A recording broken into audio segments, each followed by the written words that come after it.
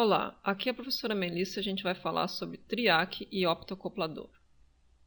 Os SCRs e triacs, são chamados também de tiristores, são dispositivos de potência para acionamento de cargas em tensão alternada. O disparo dos tiristores ele é realizado em tensão contínua. Então acontece o que? Eu tenho um sinal de tensão contínua para acionar um componente que vai ligar uma carga, vai ligar uma coisa em tensão alternada.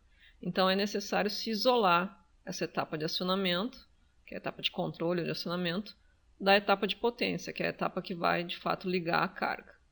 As maneiras mais comuns de fazer essa isolação é através do uso de optoacopladores ou optoisoladores, a mesma coisa, ou transformador de pulso, sendo o uso do optoacopladores mais fácil. Então, o optoacoplador ele serve para isolar eletricamente a etapa de acionamento da etapa de potência. Então, as imagens ali trazem ali o optoacoplador, que vai controlar o triac, e o triac que vai acionar uma carga. Então, o optoacoplador vai estar sendo controlado, sei lá, por um microcontrolador, por um outro circuito eletrônico, com tensões de 5 volts, 10 volts, tensões em corrente contínua. Já o triac ele vai estar acionando uma carga, vai estar necessariamente ligada em tensão alternada. Então, ali tem um exemplo de uma lâmpada, de um motor, enfim.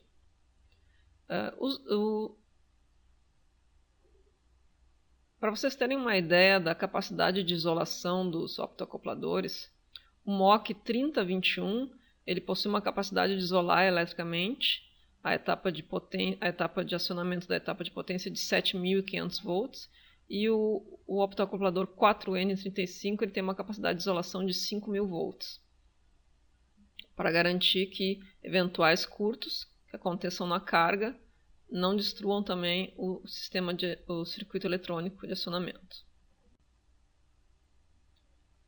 O esquema eletrônico apresentado aí no slide ele mostra um circuito bem típico, normalmente usado para acionamento de cargas resistivas. Então eu tenho o optoacoplador, que é controlado por uma tensão chamada de V-sinal. Essa tensão ela vai ser proveniente, por exemplo, de um microcontrolador. Então, na entrada dela eu vou poder ter 0 volts ou 5 volts. Quando eu tenho 0 volts, o LED interno do optoacoplador não vai emitir nada, então não vou ter sinal no gate do triac.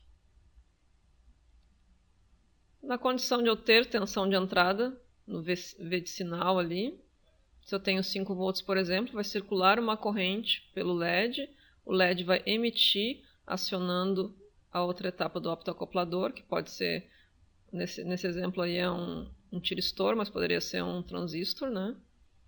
E através desse acionamento, então se o LED interno emite, o triac vai estar com o gate acionado, com a corrente delimitada pelo R1, e aí vai poder ligar a carga.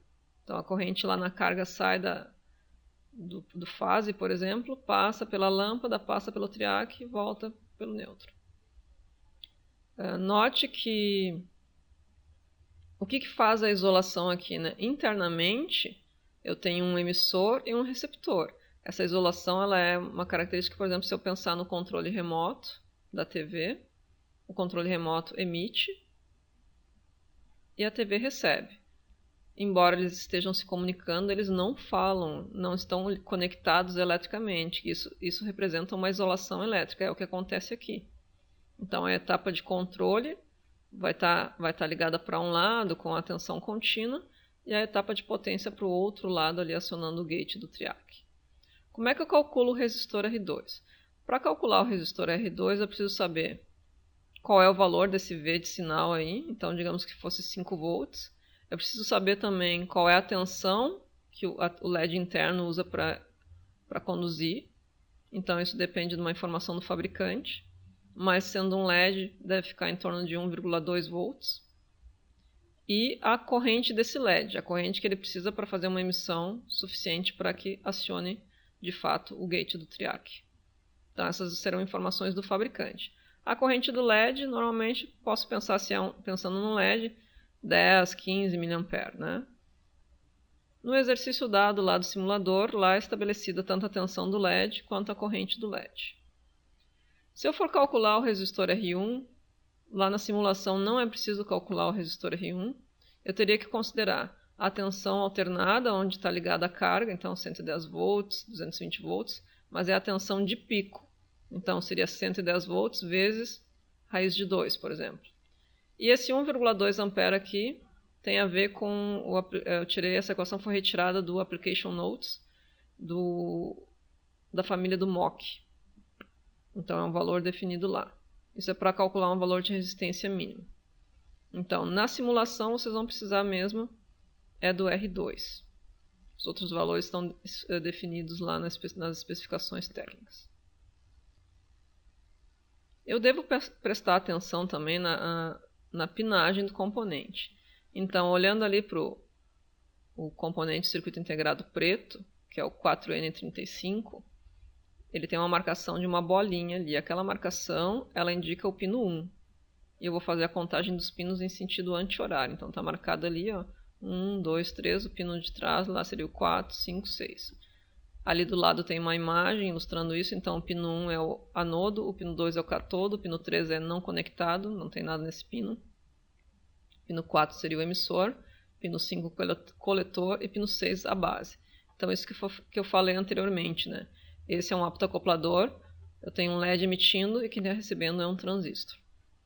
Já o MOC branquinho ali, 3061, a pinagem é a mesma regra, vou localizar o pontinho lá, o ponto indica o pino 1, sentido anti-horário eu conto, então ali 1, 2, 3 e o pino que está semi-escondido, pino 4.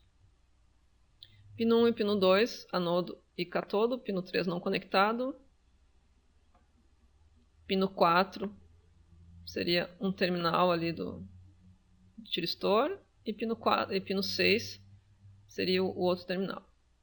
O pino 5 não estaria conectado em nada também, embora ele mostre ali, não tem uma função esse pino. Exemplos de pinagem para o TRIAC, eu tenho aí o BT136 e o TIC226. Ambos têm a mesma ordem de contagem no pino. Olhando ele de frente, que é onde está estampado o nome dele, eu tenho pino 1, 2, 3. Pino 1 seria o terminal 1, pino 2 o terminal 2 e pino 3 o gate. Note que a lata do encapsulamento, chamada de tab, ela é conectada ao terminal T2. À direita a gente tem a simbologia, então, indicando o terminal 2, terminal 1 e o gate.